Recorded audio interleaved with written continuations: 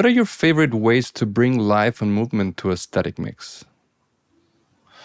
Well, I mean, I have a few tricks that I've used, whether I was mixing in the computer or mixing on a console.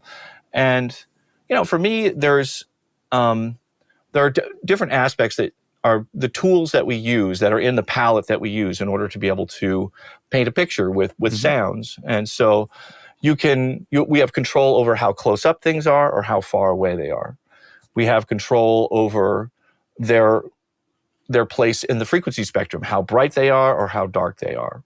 And we have control over where they can be placed in the stereo field. So it could be over here, it can be over there, it can be in the middle. And those are the tools that we use in order to create space in a mix and be able to, and really the job of a mixer is to make sure that everything can be heard in the mix and be able to maintain some degree of separation between the elements. So the listener can go, oh, I hear this part, I hear that part, I hear this part.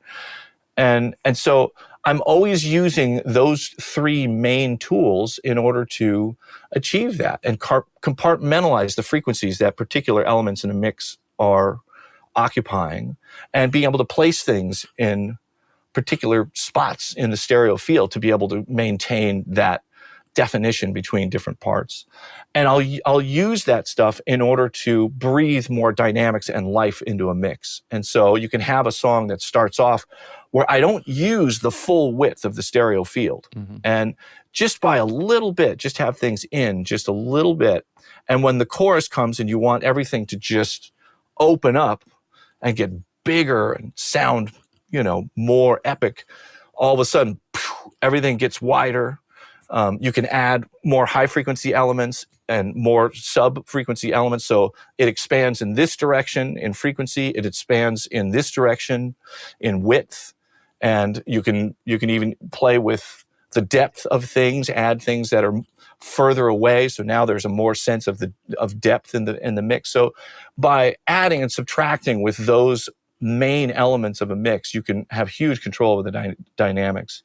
I'm also a huge fan of actually pushing levels at places like the downbeat of a section. If you want that to feel eventful, I use a little fader thing. I don't have it in front of me. This thing. So I can still have that tactile, experience. I'm just so used to doing it on a console, and it's very fast for me to go. Instead of drawing lines on a screen, I can just select each track, and the chorus comes up, and I just go boom, and then sort of ease it off with the fader.